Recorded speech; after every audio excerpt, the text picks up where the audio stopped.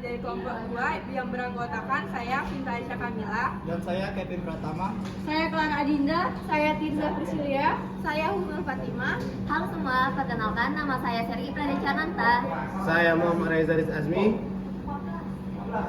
Kami akan membahas mengenai aborsi bagi korban pemerkosaan dan penutupan pabrik rokok dan pelegalan ganja dalam pelayanan kesehatan.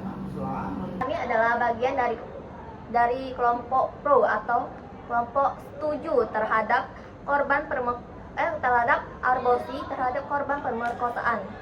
Mengapa kami setuju? Karena hak korban untuk menentukan hidupnya.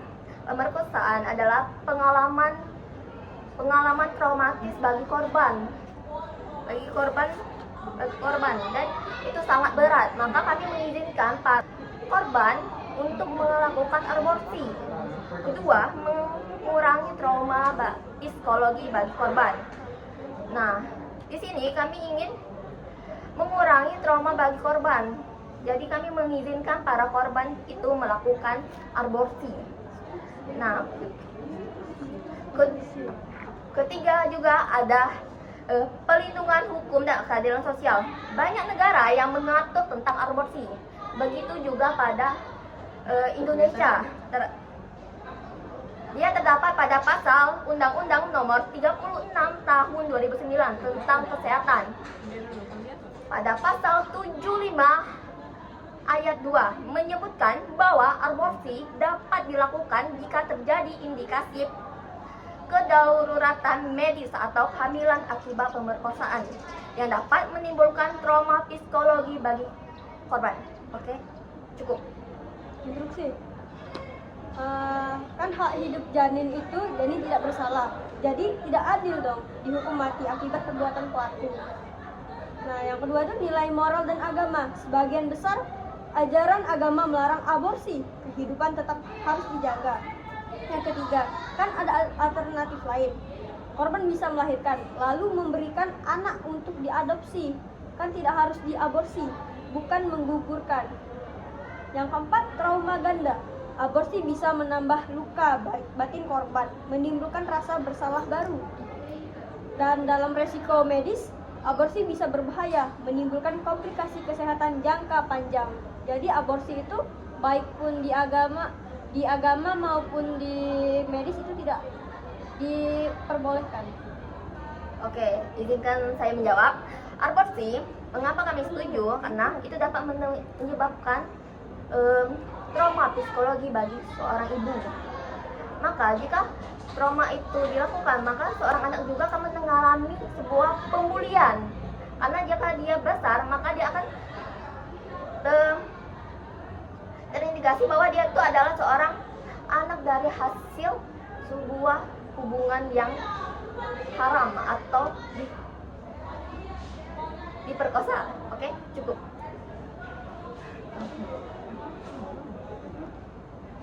Instruksi. Dalam nilai agama kan secara tegas menolak aborsi nih. Dengan alasan apapun itu, dalam kerangka ini, aborsi tidak hanya melanggar hukum moral, tapi juga dianggap dosa yang besar. Oleh karena itu, sebagian pihak menilai bahwa aborsi tidak boleh dijadikan solusi bahkan pada kasus pemerkosaan. Alternatifnya ya benar kata si Clara tadi, bisa dilahirkan atau dititipkan di panti asuhan atau diadopsi oleh orang yang bisa mengurusnya.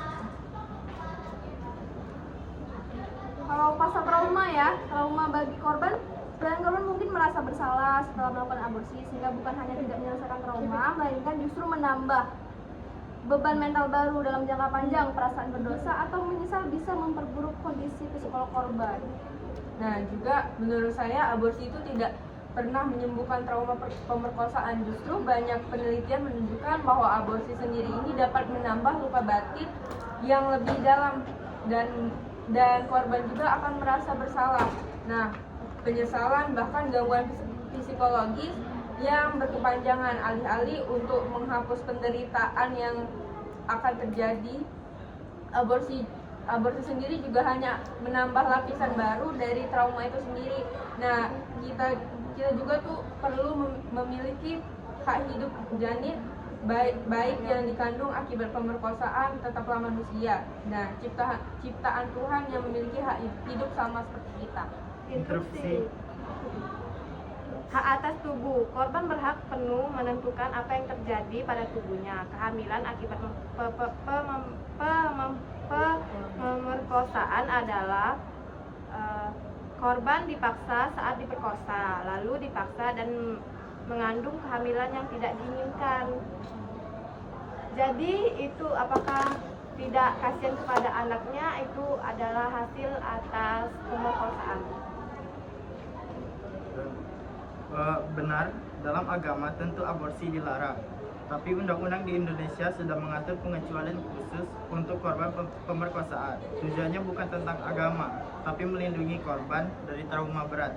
Dalam banyak agama ada juga prinsip darurat, nyawa atau jika terancam, bisa ada pengecualian. Dan yang kedua, bayi bisa tetap dilahirkan lalu diadopsi. Masalahnya bukan pada bayi, tetapi pada trauma psikis ibu selama 9 bulan. Dia dipaksa mengandung, hasil kekerasan itu penderitaan besar. Tidak semua korban siap menghadapi stigma sosial, malu, tekanan keluarga, serta masyarakat.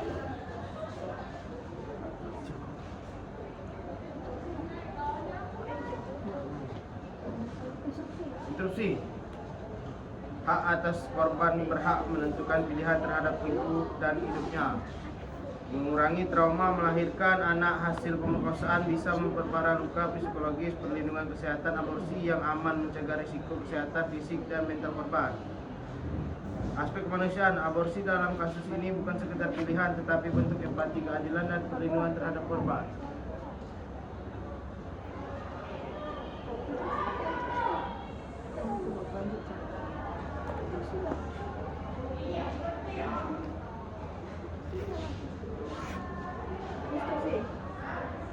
Kan diomongin tadi kalau janin itu kalau dia hidup malu kan.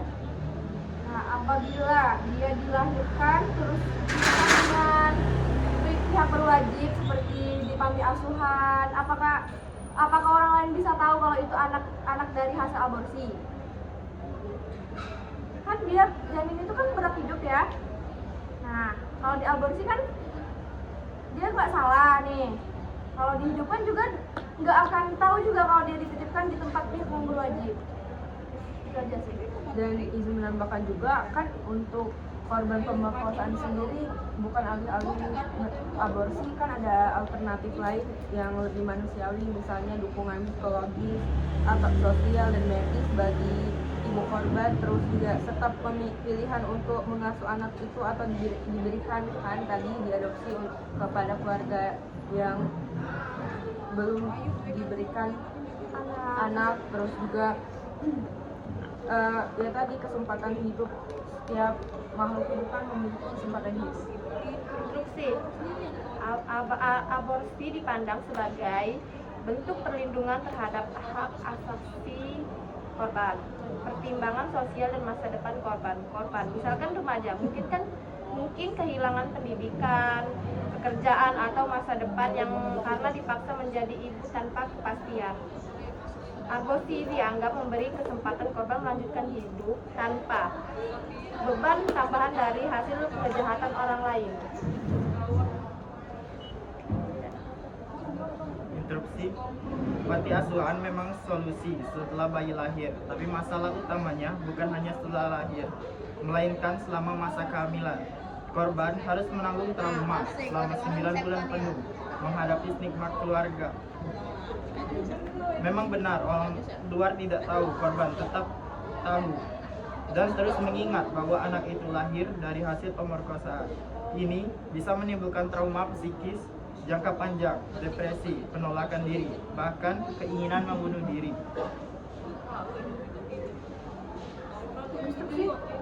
Dasar hukumnya kan katanya yang pihak pro tadi, kalau anak itu diaborsi itu udah bentuk perlindungan kan, tapi ini ada undang-undangnya, Undang-Undang Nomor 23 Tahun 2002 tentang perlindungan anak yang diubah menjadi Undang-Undang Nomor 35 Tahun 2014 menyatakan bahwa anak-anak yang termasuk masih dalam kandungan berhak mendapatkan perlindungan dari kekerasan, eksploitasi, dan diskriminasi. Pasal 17 ayat 2 menegaskan bahwa identitas anak korban kekerasan seksual atau korban pemerkosaan harus dirahasiakan, termasuk dari media guna mencegah stigma dan labelisasi sosial. Pasal 64 menekankan bahwa larangan pemberitaan identitas korban untuk melindungi reputasi dan psikologis mereka dalam jangka panjang. Itu aja.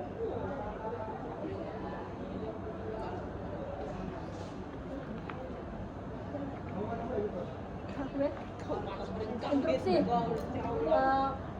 Apakah aborsi tidak berarti menghilangkan hak hidup seseorang janin yang tidak berdosa?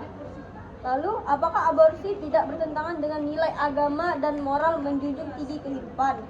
Jika alasan aborsi adalah karena kehamilan tidak diinginkan, apakah itu adil bagi janin yang sebenarnya tidak bersalah? Interupsi. Tadi kan yang kata kontranya bertahan yang bisa kamu pakai atau posisi aborsi korban pemerkosaan secara hukum memang benar. Pasal 27 Undang-Undang ayat nomor 23 tahun 2006 tentang administrasi kependudukan nomor Undang-Undang 24 tahun 2013. Setiap anak berhak dapat akta kelahiran termasuk anak luar kawin. Tapi pemenuhan identitas itu tidak otomatis menghapus penderitaan korban. Fokusnya bukan hanya pada anak, tapi pada korban. Walaupun negara menjamin identitas korban, tetap harus menanggung trauma kehamilan yang tidak diinginkan. Identitas anak bisa diatur oleh negara, tapi kesehatan mental korban tidak bisa diatur dengan pasal. Resiko sosial tetap ada, meski secara dokumen anak dilindungi di masyarakat, sering tetap muncul stigma atau anak haram, anak pemerkosaan. Ini bisa memperburuk beban psikis korban maupun anak itu sendiri. Instruksi. Izin menambahkan, banyak negara yang melegalkan aborsi jika kehamilan akibat pemerkosaan dengan mempertimbangkan kemanusiaan. Dilihat dari sebagai jalan tengahnya, aborsi tidak diperbolehkan sembarangan, tapi diizinkan dalam kondisi ekstrim seperti pemerkosaan. Instruksi. Bagaimana menjamin kesehatan mental ibu setelah melakukan aborsi? Mengingat banyak kasus trauma psikologis muncul setelahnya. Mengapa tidak memilih solusi lain seperti adopsi daripada mengakhiri nyawa janin? Apakah tindakan aborsi tidak akan melemahkan penghargaan masyarakat terhadap nilai kehidupan manusia? Oke, izinkan saya menjawab. Mengapa aborsi dilakukan? Karena itu akan mendapatkan pengaruh terhadap anaknya. Karena sebuah hasil dari korban pemerkosaan itu dapat menimbulkan suatu pemulihan karena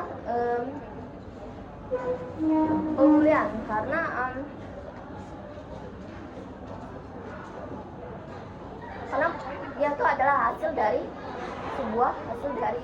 pemerkosaan tersebut. Nah, dan juga jika kita kasih ke adopsi ke orang lain, maka itu akan menimbulkan jika anak itu tahu bahwa dia bukan anak dari orang tuanya, mereka akan merasakan sebuah rasa yang sangat mendalam seperti sedih, karena dia itu bukan sebuah anak orang tua kandung dari orang tersebut, dan sebuah anak itu akan mencari tahu bahwa ibunya itu siapa, dan ternyata mereka itu adalah hasil korban pemerkosaan. Maka mereka menimbulkan sebuah trauma yang mendalam. Apabila seorang korban itu melakukan keperluan yang berwajib, anak itu akan dititipkan di bawah pengelolaan UPT, perlindungan perempuan juga. Jadi ibu dan anak itu dijaga kesehatan psikologis, dan bayinya juga dirawat oleh pihak medisnya juga apabila korban itu melapor. Tapi kalau dia cari alternatif lainnya itu aborsi, kan pemerintah nggak tahu dong siapa yang hamil dia, kan dia langsung cari jalan pintas nih, langsung di aborsi sebelum pemerintah atau orang-orang yang dekat dia tahu. Oke, saya menambahkan secara hukum juga itu diperbolehkan pada pasal seperti pada pasal 75 ayat 2 yang menyebutkan bahwa aborsi dapat dilakukan jika terjadi indikasi kedaruratan medis atau kehamilan akibat pemerkosaan yang dapat menimbulkan trauma psikologi bagi korban. Nah, jika kan itu sudah ada hukumnya, maka kita juga bisa melapor bahwa itu bisa diaborsi dan kita bisa mencari sebuah pelakunya yang memperkosa seorang korban tersebut. Interupsi. Menolak aborsi itu kan bukan berarti kita menutup mata terhadap penderitaan korban itu sendiri. Justru itu adalah komitmen kita untuk melawan kejahatan dengan keadilan dan melindungi dua pihak yang terluka dan tidak menambah korban baru dari tragedi yang sudah.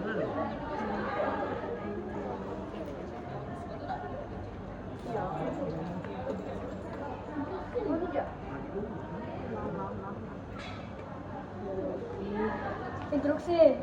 Bagaimana jika suatu saat aborsi digunakan sebagai alasan diskriminasi, misalnya menggunakan janin karena jenis kelamin?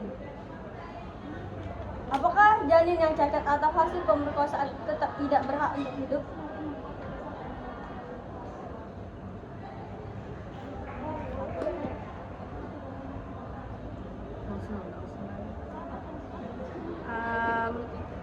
Instruksi mencegah beban sosial yang lebih berat. Maksudnya itu anak yang dilahirkan dari pemerkosaan berpotensi menghadapi stigma, kesulitan identitas atau keputusan aborsi yang dipandang sebagai cara melindungi baik korban maupun calon anak yang diderita.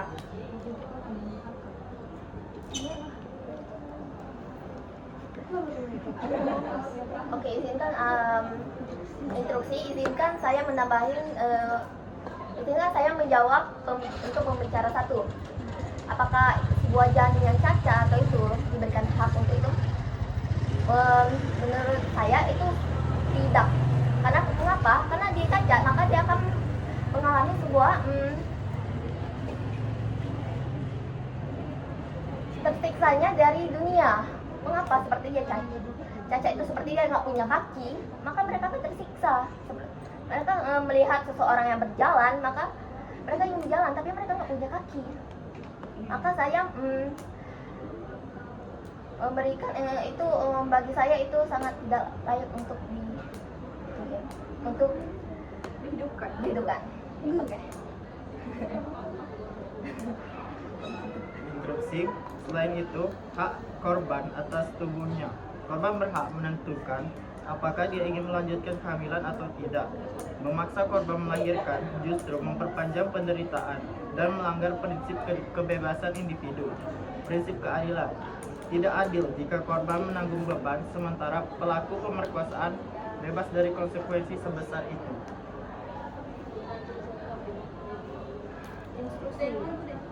Jadi, kan sudah diomongkan dari awal tadi kalau korban melapor, dia akan dilindungi UPT atau perlindungan perempuan, pengelolaan perlindungan perempuan. Itu juga di sana bakalan diedukasi, dijaga psikologis ibunya, dan vitamin bayinya juga pasti terjamin di bawah naungan UPT tadi.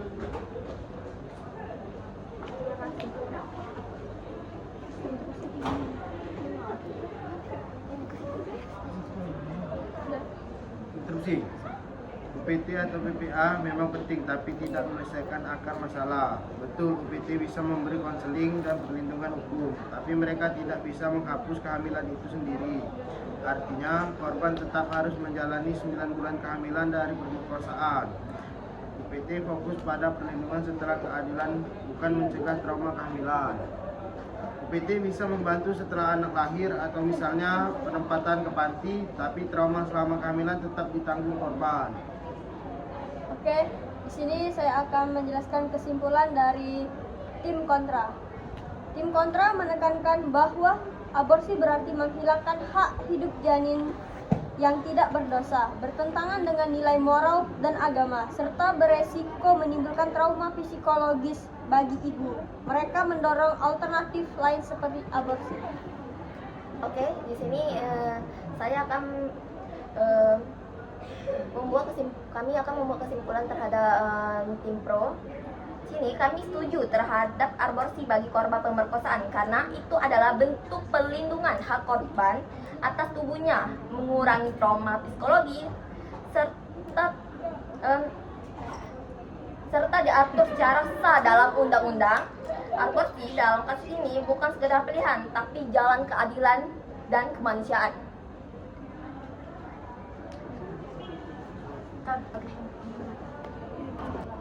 Oke, di sini kami akan melakukan tim pro dan kontra yang berjudul tentang penutupan pabrik rokok. Di sini kami sebagai tim pro, Kami tim kontra.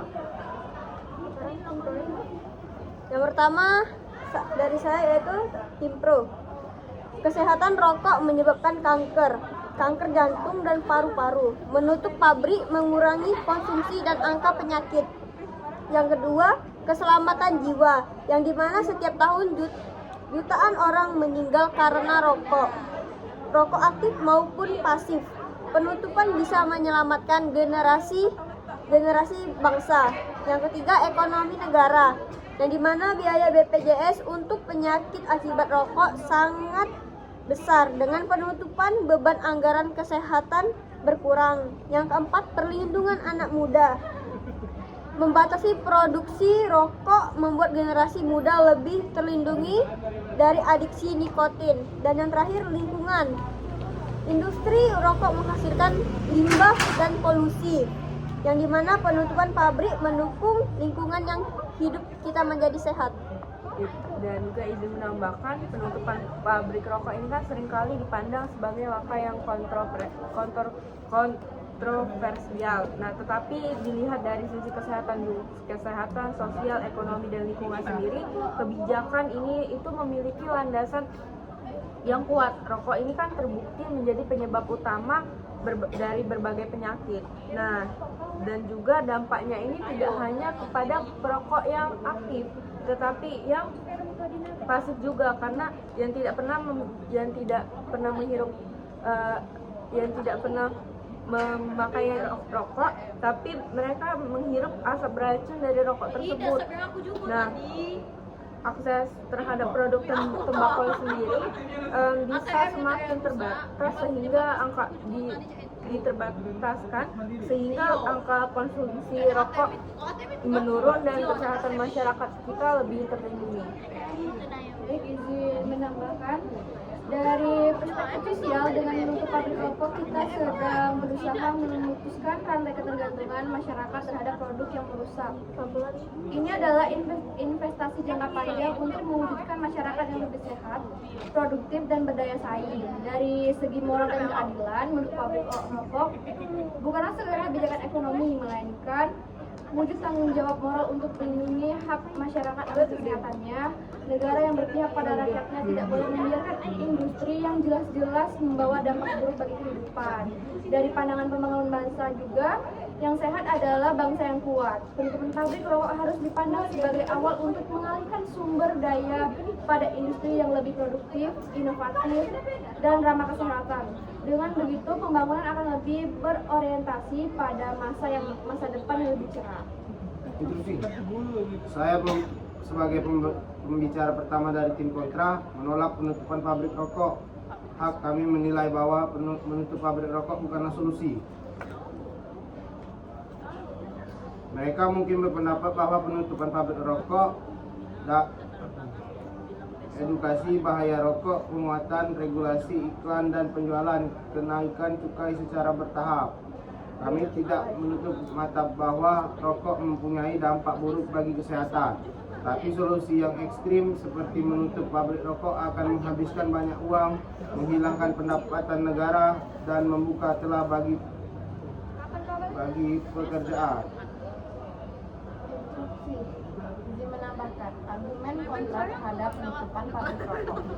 Dampak ekonomi dan lapangan kerja. Pabrik rokok menyerap jutaan tenaga kerja mulai dari buruh pabrik, tani, tembakau hingga pedagang kecil. Penutupan pabrik dan meningkatkan angka pengangguran dan pabrik kondisi ekonomi masyarakat. Lalu pendapatan negara. Industri rokok memberikan sumbangan besar bagi pemerintah. Rokok ditutup, negara akan kehilangan salah satu sumber pendapatan besar yang digunakan untuk pembangunan. Oke, instruksi sehingga menambah itu merupakan pilihan para konsumen atau bebas individu. Rokok adalah produk legal. Menutup pabrik berarti membatasi pilihan konsumen yang seharusnya bisa memutuskan sendiri. Nah, selama itu ada aturan atau peringatan yang jelas. Instruksi mengenai dari sisi ekonomi sendiri kan pendapatan negara dari cukai rokok ini tidak sebanding dengan kerugian ditimbulkan. Nah, biaya pengobatan penyakit akibat rokok juga yang kan ditanggung oleh negara melalui BPJS dan fasilitas lainnya. Nah, kesehatan justru lebih besar. Artinya keberadaan pabrik rokok ini sendiri sebenarnya menciptakan lingkaran masalah baru yang membebani keuangan negara. Penutupan pabrik rokok juga dapat membantu mengurangi beban tersebut sekaligus mengalihkan sumber daya manusia dan modal ke sektor yang lain yang lebih berguna dan lebih sehat untuk berkelanjutan. Instruksi, memang benar rokok berdampak buruk bagi kesehatan dan bisa membahayakan jiwa orang lain, terutama perokok pasif. Tetapi solusinya bukan menutup pabrik rokok. Banyak produk lain yang juga berbahaya bagi kesehatan kalau berlebihan, misalnya alkohol atau junk food. Tetapi pabriknya tidak ditutup. Yang dilakukan adalah regulasi dengan memperketat aturan, menaikkan cukai serta memperluas kawasan merokok. Ini bisa melindungi kesehatan masyarakat tanpa harus mengorbankan jutaan pekerja yang hidup dari industri rokok. Instruksi, izin menambahkan. Menutup pabrik rokok bukan sekedar mematikan mesin, tapi mematikan penghidupan jutaan orang. Bayangkan petani tembakau, buruh pabrik, tukang angkut, semata rantai ekonomi nasional akan terputus. Kalau instruksi itu kan tadi kata tim kontra, apabila pabrik ditutup buruhnya bakalan kehilangan kerjaan sampai dia jadi pengangguran kan pabrik rokok yang ditutup bisa dialihfungsikan menjadi pabrik lain, misalnya pabrik pengolahan hasil pertanian, tekstil, atau instruksi kreatif. Pemerintahan daerah bersama swasta dapat membuat program padat karya untuk menyerap tenaga kerja yang terkena dampaknya tadi. Terima kasih. Instruksi. Dari segi hukum, tidak ada undang-undang di Indonesia yang secara eksplisit memperintahkan penutup pabrik rokok. Justru sebaliknya, keberadaan industri rokok diatur dan dilegalkan melalui berbagai regulasi seperti Undang-Undang Nomor 39 Tahun 2007 tentang cukai yang mengatur pasal 27 ayat 2 juga menjamin hak setiap warga negara untuk mendapatkan pekerjaan dan penghidupan yang layak. Jika pabrik rokok ditutup, maka hak pekerja di atas pekerjaan akan terlanggar. Selain itu, UUD 1945 pasal ayat 33 ayat 4 menyatakan bahwa perekonomian nasional harus diselenggarakan berdasarkan demokrasi ekonomi yang berkeadilan. Instruksi. Tetapi kan ada pemerintah bisa mengantisipasi dengan menyediakan lapangan kerja baru di sektor lain yang lebih sehat, seperti industri pangan, pertanian, atau manufaktur ramah lingkungan. Anggaran kesehatan yang selama ini terserap akibat penyakit rokok dapat dialihkan untuk program pelatihan dan wirausaha bagi mantan pekerja. Jadi, dampak pengangguran bukan alasan untuk mempertahankan industri yang justru merusak kesehatan jutaan orang.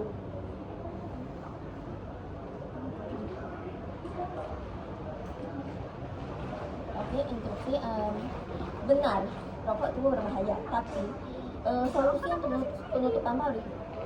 Tapi bukan solusi untuk menutup sebuah pabrik. Nah, mereka regulasi ketat seperti pembatasan iklan, kenaikan cukai, kawasan tanpa rokok, dan edukasi kesehatan. Dengan begitu, kesehatan tetap terjaga tanpa pengorbanan jutaan pekerja. Instruksi saya menambahkan, gagasan mengganti pabrik rokok dengan manufaktur ramah lingkungan memang terdengar menarik, tapi itu tidak realistis dalam jangka pendek. Transformasi industri butuh modal besar, teknologi dan keterampilan yang berbeda. Buruh pabrik yang jumlahnya jutaan orang tidak bisa langsung dipindahkan begitu saja ke industri lain, apalagi daerah Indonesia yang ekonominya benar-benar bergantung pada tembakau dan rokok. Jadi solusinya bukan menutup pabrik dengan menggantinya, tetapi melakukan diversifikasi secara bertahap sambil memperkuat regulasi rokok. Instruksi. Kata Pak Ara tadi kan kalau pabrik rokok itu bisa dialihfungsikan kan, bisa buka lapangan kerja baru. Tidak semua lapangan kerja baru yang buka menjamin kualitas pekerjaan yang baik.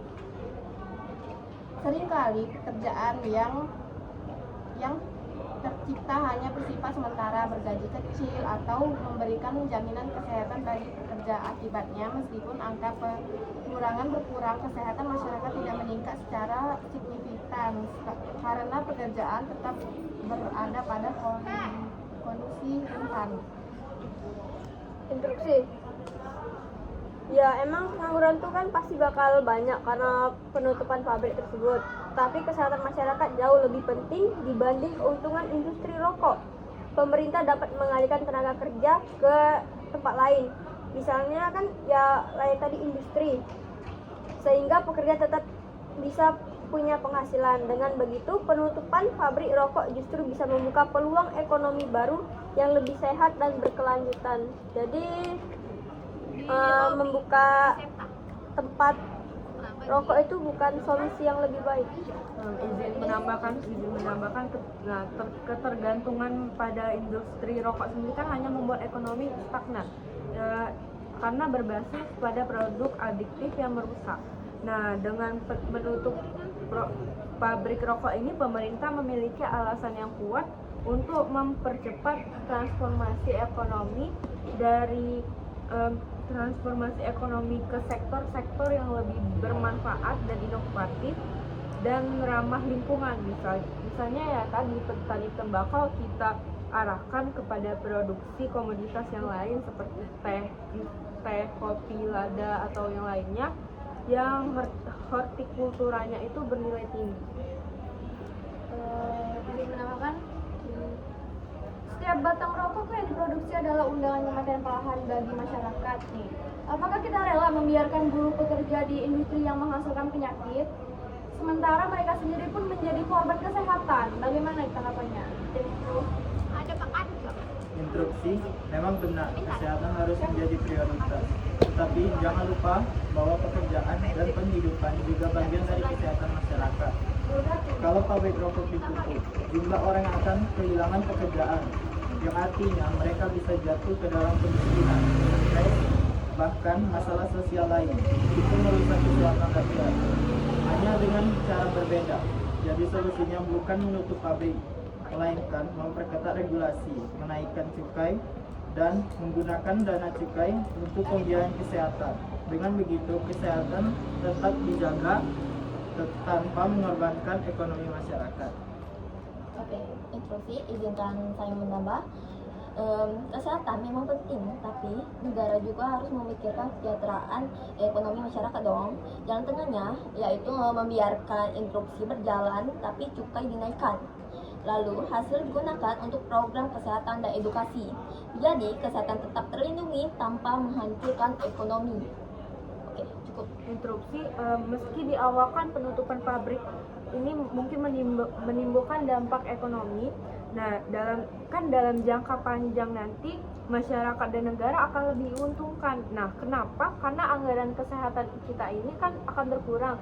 Jadi bisa kita alihkan ke yang lain seperti pendidikan, agar sumber daya negara kita akan lebih meningkat lagi. Terus juga program pengentasan kemiskinan. Terus dengan demikian manfaat yang diperoleh juga akan jauh lebih besar dibandingkan keuntungan cukai rokok yang sifatnya jangka pendek. Instruksi. Menaikkan bea cukai memang dapat mengurangi konsumsi, tetapi tidak menyelesaikan masalah utama. Rokok tetap beredar luas dan menimbulkan dampak kesehatan besar. Selama pabrik masih beroperasi, rokok akan terus diproduksi dan dijual, meskipun lebih mahal. Penutupan pabrik adalah langkah yang lebih tegas untuk benar-benar menekankan angka perokok, serta melindungi generasi mendatang dari bahaya rokok. Izin menambahkan ya, membiarkan pabrik rokok beroperasi sama saja dengan melegalkan mesin pembunuh yang bekerja secara perlahan, halus, dan sah secara hukum. Instruksi. Tetapi kalau menutup pabrik rokok itu kan kasihan bagi petani dan pekerja kecil. Penutupan pabrik rokok akan memutus rantai produksi tembakau dan cengkeh yang menjadi komoditas utama ribuan petani. Padahal mereka bukanlah pihak yang menikmati keuntungan besar bagi industri rokok. Oke, izinkan saya menambah. Anak muda bisa juga dilindungi dengan kontrol distribusi, larangan penjualan ke anak di bawah umur, dan edukasi. Bukan dengan penutup pabrik. Penutupan total tidak realistis karena bisa memunculkan pasar gelap. Dan itu merupakan hak mereka masing-masing jika mereka ingin merokok atau tidak. Oke, cukup. Instruksi. Petani tetap bisa diberdayakan dengan menghasilkan hasil panennya ke industri lain, misalnya obat herbal, minyak atsir, atau produk makanan dan minuman. Pemerintah juga bisa memberi program diversifikasi pertanian agar petani tidak hanya bergantung pada rokok. Jadi, penutupan pabrik bukan akhir, melainkan peluang untuk membuka pasar baru yang lebih sehat dan berkelanjutan. Instruksi. Ide mengalihkan dana pendidikan dan program pengentasan kemiskinan memang terdengar baik. Tapi masalahnya dana itu dari mana kalau pabrik rokok ditutup? Cukai rokok menyumbang lebih dari 200 triliun per tahun. Kalau industri ditutup, negara kehilangan sumber dana terbesar, sementara konsumsi rokok tetap ada lewat jalur ilegal. Akhirnya pemerintah tidak punya uang untuk program pendidikan, beban kesehatan tetap jalan, dan jutaan orang kehilangan pekerjaan. Jadi solusi yang lebih realistis adalah mengoptimalkan cukai rokok untuk pendidikan dan kesehatan, bukan menghapus industrinya. Oke, instruksi izinkan saya menambah. Negara rugi biaya besar untuk pengobatan penyakit akibat rokok. Nah, itu justru biaya pengobatan itu bisa ditutup dengan cukai rokok yang jumlahnya ratusan triliun rupiah. Uang dari cukai bisa dipakai untuk program kesehatan. Jadi, industri rokok masih memberikan manfaat bagi negara dalam dunia ekonomi. Interupsi kan efek domino pada peningkatan produktivitas. Nah, tingginya angka perokok sendiri kan berdampak pada menurunnya produktivitas tenaga kerja akibat sakit atau bahkan kematian dini. Nah, jika konsumsi rokok sendiri berkurang karena pabrik ditutup, ya maka tingkat kesehatan tenaga kerja kita meningkat dan produktivitas nasionalnya akan ikut naik.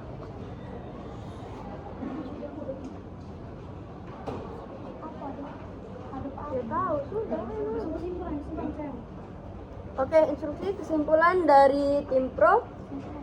Penutupan pabrik rokok adalah langkah penting untuk melindungi kesehatan masyarakat, menekan angka perokok, dan mengurangi beban biaya kesehatan negara. Walaupun ada tantangan seperti pengangguran atau nasib petani, hal itu bisa diatasi dengan diversifikasi lapangan kerja dan dukungan di pemerintah. Dengan demikian, menutup pabrik rokok bukan sekadar menghentikan produksi, tetapi membuka jalan menuju generasi yang lebih sehat dan masa depan yang lebih produktif. Oke, di sini kami ingin memberikan kesimpulan terhadap tim kontra. Kami tidak setuju dengan penutupan pabrik rokok karena menimbulkan pengangguran massal, merugikan petani tembakau dan mengurangi pendapatan negara.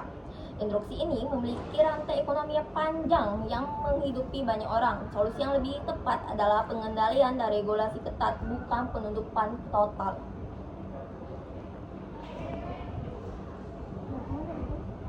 Oke, baik, di sini kami akan melanjutkan tugas yang ketiga, yaitu tentang pelegalan ganja dalam dunia medis. Di sini kami dari tim kontra. Kami tim pro. Oke, di sini kami ingin menjelaskan tentang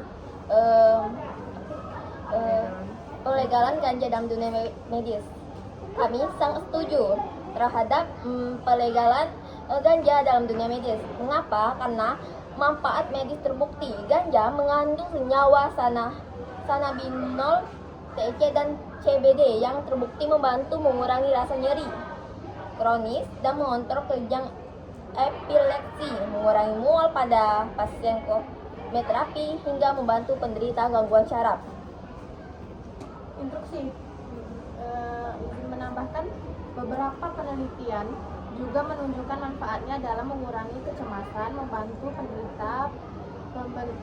penderita PTSD serta meningkatkan nafsu makan bagi pasien HIV. Instruksi ini menambahkan, pelegalan ganja dalam dunia medis perlu dipertimbangkan serius. Banyak penelitian membuktikan ganja medis bisa membantu pasien kanker, epilepsi. Negara-negara lain sudah melakukannya dengan sistem ketat dan hasilnya bermanfaat tanpa membuka peluang penyalahgunaan.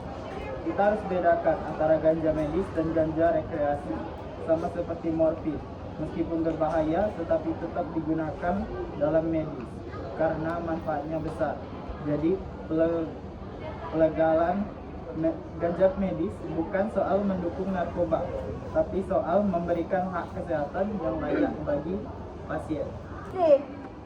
Yang pertama, resiko penyalahgunaan, yang dimana jika dilegalkan untuk medis, ada kemungkinan bocor ke penggunaan bebas atau ilegal. Yang kedua, efek samping kesehatan.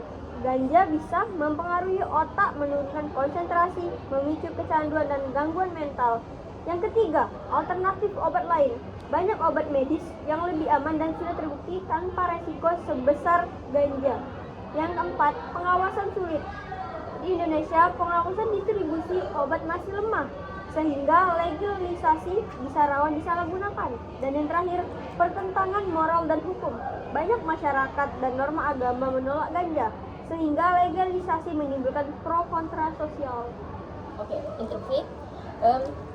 Justru dengan legalisasi medis yang diatur ketat, distribusi ganja bisa dikontrol dengan lebih baik. Kalau dilarang total, ganja malah beredar di pasar gelap tanpa pengawasan medis apapun. Dan juga semua obat punya efek samping, termasuk obat kimia yang dijual bebas. Bedanya, ganja medis dipakai dengan dosis yang terukur dan resep dokter, jadi lebih aman. Oke, cukup. Instruksi dari sisi kesehatan, meskipun digadang-gadang memiliki manfaat medis, ganja tetap memiliki risiko tinggi menimbulkan kecanduan serta efek samping serius pada otak dan fungsi kognitif. Menjadikannya legal bisa membuka celah penyalahgunaan yang justru lebih berbahaya daripada manfaatnya itu sendiri. Sedangkan dari aspek regulasi dan pengawasan, pelegalan ganja untuk medis dikhawatirkan sulit dikendalikan. Dengan lemahnya pengawasan, ganja yang awalnya diperuntukkan untuk kepentingan medis bisa bocor ke pasar gelap dan disalahgunakan oleh masyarakat luas. Dan juga dari perspektif sosial, jika ganja dilegalkan dengan dalih medis, ada kekhawatiran masyarakat akan menganggap ganja sebagai sesuatu yang normal. Hal ini bisa merusak moral generasi muda, menurunkan kesadaran akan bahaya narkotika, dan memperbesar risiko penyalahgunaan. Izin menambahkan, nah dari perspektif hukum dan penegakan regulasi juga, Indonesia ini memiliki tantangan besar. Aparat penegak hukum selama ini kan masih berjuang mengatasi peredaran narkoba yang masih masif. Jika ganja ini dilegalkan, maka untuk layanan kesehatan maka akan muncul kesulitan yang baru dalam membedakan penggunaan legal atau ilegal. Nah, situasi ini beresiko dimanfaatkan oleh pihak-pihak tertentu untuk memperluas peredaran ganja dengan kedok medis, apalagi belum semua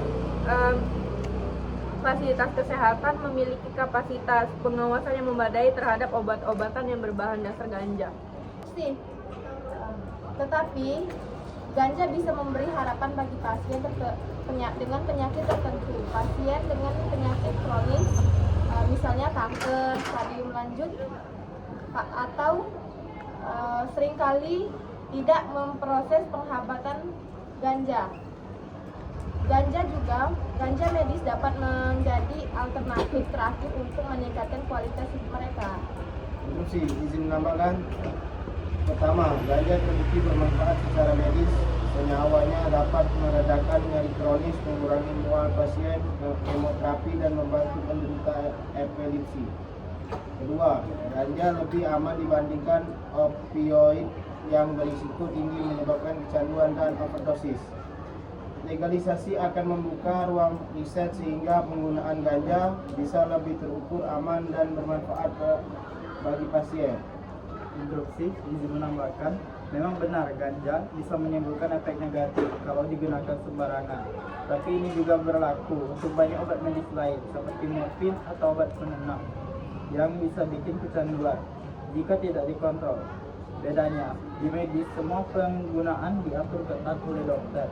Dan lagi pula, ganja medis pula biasa digunakan ekstrak cannabidiol atau CBD yang tidak menimbulkan efek lain dan resikonya lebih rendah. Jadi, justru dengan melegalkan medis, pemakaian bisa dikendalikan dan aman dibandingkan tetap ilegal dan beredar bebas di pasar gelap tanpa dikontrol. Oke, instruksi izinkan menambah seperti yang saya bilang tadi, jika kalau dilarang total, ganja malah beredar di pasar gelap tanpa pengawasan, maka dia akan tanpa pengawasan maka orang-orang dapat kecanduan.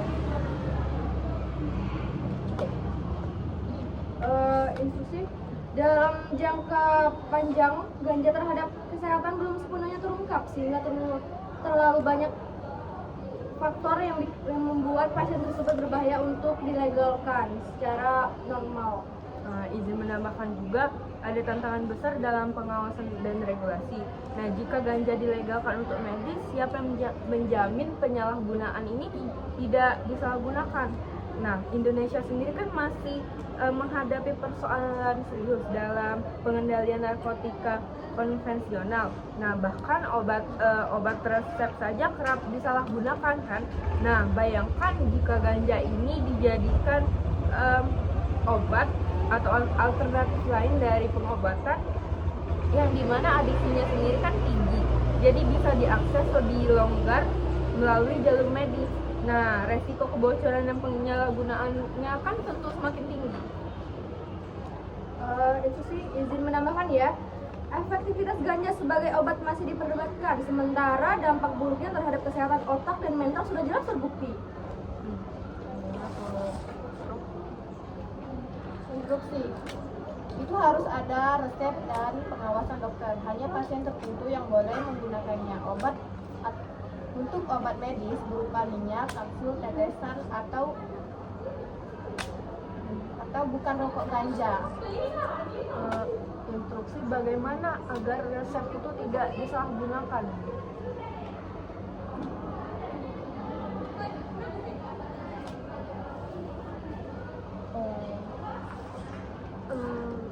Instruksi, kalau ditanya siapa yang menjamin tidak disalahgunakan, sebenarnya ini tidak ada obat yang bisa dijamin 100% aman dari penyalahgunaan. Obat batuk, obat tidur, bahkan lempus sering disalahgunakan.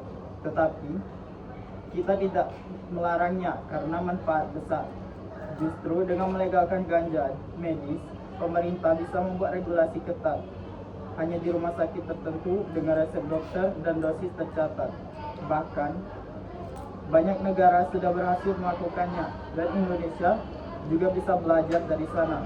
Jadi kekhawatiran penyalahgunaan tidak seharusnya menutup hak pasien untuk mendapat pengobatan terbaik. Oke. Jika legalisasi tidak otomatis membuatnya aman, alkohol dan rokok yang legal saja masih menimbulkan kecanduan, penyakit dan korban jiwa. Jika ganja dilegalkan, masyarakat bisa menganggapnya normal, lalu tingkat penggunaan meningkat. Artinya, resiko kesehatan mental, ketergantungan, dan penyalahgunaan juga makin besar. Jadi, bukan masalah legal atau ilegal, tetapi dampak medis dan sosialnya yang tetap berbahaya. Izin menambahkan ya, resiko ketergantungan dan penurunan fungsi kognitif akibat penggunaan ganja lebih besar daripada manfaat medis yang ditawarkan.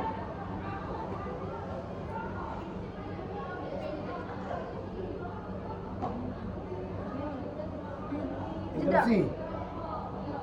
Manfaat medis terbukti dari THC dan CBD dalam ganja mampu mengurangi nyeri, mual, tegang, dan membantu pasien kanker maupun epilepsi alternatif yang lebih aman dibanding opioid yang rawan kecanduan, dan overdosis ganja medis lebih aman dan jarang menyebabkan kematian.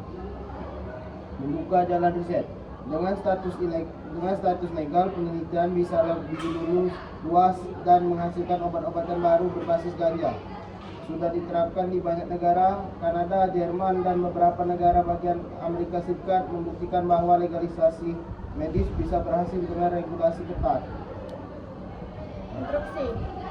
Ganja memiliki dua sisi bermanfaat untuk medis tapi berbahaya jika disalahgunakan. Karena itu pengawasan ketat penting untuk menjamin ganja hanya digunakan untuk tujuan pengobatan. Lalu mencegah penyalahgunaan untuk rekreasi, melindungi pasien dari efek samping berbahaya akibat dosis tidak tepat. Instruksi. Tidak harus dengan ganja dong. Masih ada banyak obat medis yang lain sudah terbukti aman, legal, dan melalui uji klinis tanpa menimbulkan resiko kecanduan. Menggunakan ganja sebagai obat justru membuka peluang penyalahgunaan, padahal alternatif yang lebih aman sudah tersedia. Instruksi izin menjawab. Tidak semua pasien cocok dengan obat sintesis. Ganja menjadi alternatif terakhir bagi pasien yang secara adil. Cukup. Instruksi.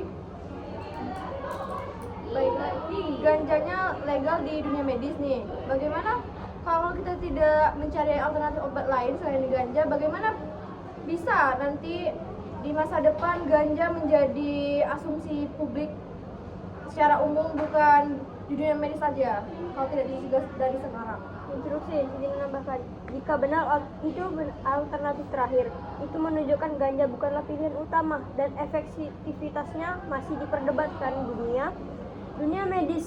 Standar obat alternatif harus diuji keamanan, dosis, dan efek jangka panjangnya. Sampai sekarang ganja belum sepenuhnya memenuhi standar itu. Jadi menyebutnya alternatif terakhir justru membuktikan obat ini belum layak jadi andalan, apalagi dilegalkan secara luas. Instruksi.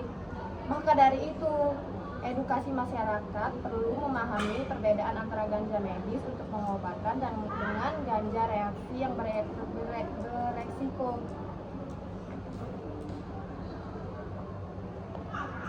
Pengawasan ketat untuk pengguna ganja medis sangat penting agar manfaatnya bisa dirasakan pasien tanpa menimbulkan dampak buruk bagi masyarakat. Dengan sistem resep dokter, distribusi resmi, dan kontrol pemerintah, ganja bisa menjadi obat yang bermanfaat, bukan ancaman. Instruksi. Memang secara teori berbeda, tetapi dalam praktik sangat sulit dipisahkan. Legalitas ganja medis bisa membuka celah penyalahgunaan untuk ganja rekreasional. Pengawasan di Indonesia juga masih lemah, sehingga membedakan ganja medis dan ganja biasa beresiko menimbulkan pasar gelap yang lebih besar. Instruksi. Legalisasi membuka peluang riset dan regulasi yang jelas. Dengan status legal, penggunaan ganja bisa diawasi, dosis bisa ditentukan, dan distribusinya bisa dikendalikan. Banyak negara maju sudah membuktikan keberhasilan sistem ini. Legal bukan berarti bebas. Legalisasi ganja medis adalah regulasi yang manusiawi demi memberikan harapan kepada pasien, mengurangi penderitaan, dan memajukan kesehatan bangsa. Instruksi izin menambahkan, memang ada kekhawatiran kalau ganja medis akan sulit dipisahkan dari ganja rekreasional. Tapi sebenarnya hal itu bisa diatasi dengan regulasi dan bentuk sediaan. Ganja medis tidak diberikan dalam bentuk daun, tapi diolah jadi minyak atau kapsul dengan kandungan CBD. Jadi berbeda dengan ganja untuk rekreasi. Selain itu, pengawasan bisa diperkuat lewat sistem pencatatan resep, seperti obat keras lainnya yang justru beresiko disalahgunakan. Justru kalau tetap ilegal, pasar gelap makin besar. Dengan jalur medis resmi, peredaran bisa lebih dikendalikan. Instruksi obat-obatan yang digunakan dalam pelayanan kesehatan ini kan harus memiliki standar kualitas dan dosis yang jelas. Nah, ganja itu kan tanaman yang memiliki variasi kandungan zat aktif yang sulit dipastikan konsistensinya.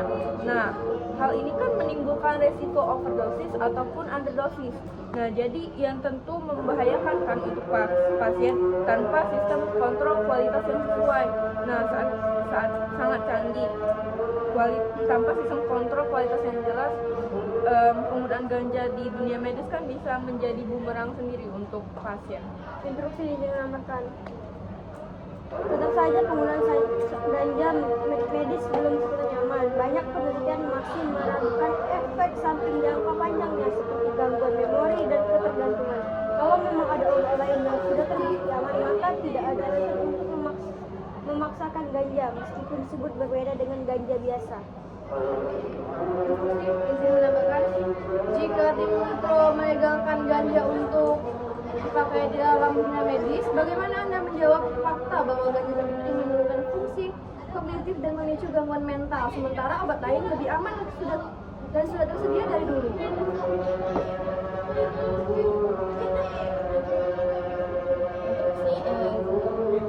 Jawab. Tadi kan sudah saya katakan,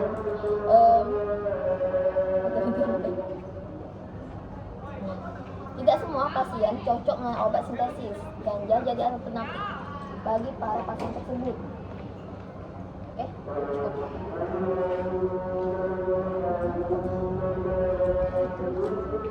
Interupsi. Banyak orang menilai ganja berbahaya karena memiliki efek samping. Namun justru disinilah letak kesalahpahaman. Efek samping ganja bisa menjadi peluang bukan ancaman. Pertama, efek samping ringan bisa dikelola dengan dosis tepat. Sama seperti obat medis lain, setiap obat pasti punya efek samping. Instruksi, kalau ganja medis dilegalkan, siapa yang bisa menjamin tidak ada penyalahgunaan di masyarakat, terutama di kalangan remaja yang mudah terpengaruh ini? Instruksi, tetapi ada di Undang-Undang Nomor 35 Tahun 2009 tentang narkotika agar ganja bisa dipindahkan dari golongan 1 ke golongan 2 atau golongan 3 khusus untuk medis. Buatan aturan pemerintah Permenkes yang mengatur detail tata cara penggunaan ganja medis.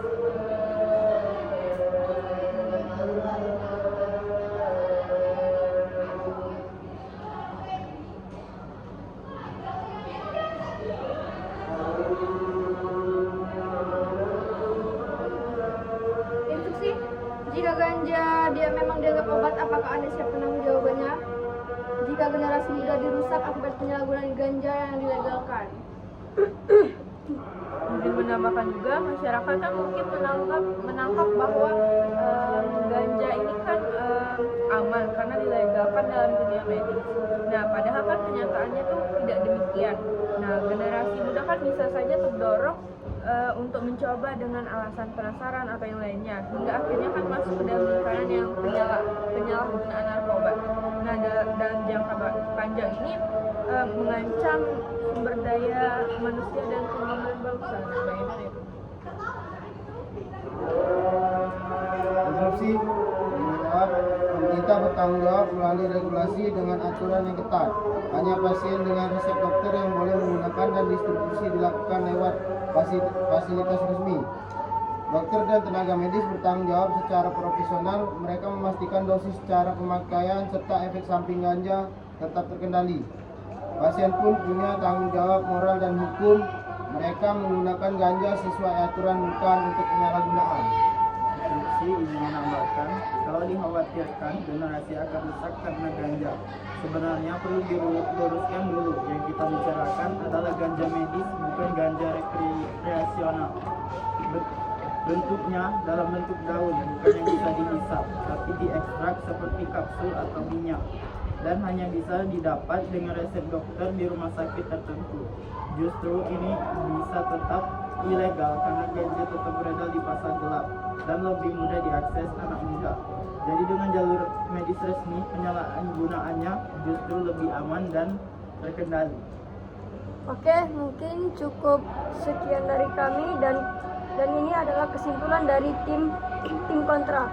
Meskipun ada klaim manfaat medis, ganja tetap memiliki resiko tinggi terhadap kesehatan seperti kecanduan, gangguan fungsi otak dan potensi penyalahgunaan di luar tujuan medis. Selain itu, masih tersedia banyak obat alternatif yang lebih aman, teruji dan diatur secara ketat dalam dunia kedokteran. Karena itu, pelegalan ganja medis dikhawatirkan akan membuka celah menuju legalisasi ganja rekreasional dan menimbulkan dampak sosial yang lebih luas. Jadi, tim kontra menolak pelegalan ganja dalam dunia medis karena lebih banyak membawa resiko daripada manfaat serta dapat digantikan dengan obat lain yang lebih aman. Oke, di sini saya akan membacakan simpulan dari hasil kami sebagai tim pro atau tim setuju. Kami setuju ganja dilegalkan untuk medis karena terbukti membantu pasien dengan penyakit seperti kanker, epilepsi, dan nyeri kronis. Dengan regulasi ketat, penggunaan tetap aman tanpa disalahgunakan. Pelegalan ganja medis bukan sekedar soal obat, tapi soal hak pasien untuk hidup lebih sehat. Pelegalan ganja medis bukan berarti kita mendukung narkoba, melainkan memberikan solusi kesehatan yang nyata bagi pasien. Dengan regulasi ketat, ganja bisa jadi obat yang aman, bermanfaat, sekaligus membuka peluang riset dan ekonomi. Karena itu, kami dengan tegas menyatakan pelegalan ganja medis adalah langkah kemanusiaan, kesehatan, dan kemajuan bangsa. Sekian video dari kami akhiri. Wassalamualaikum.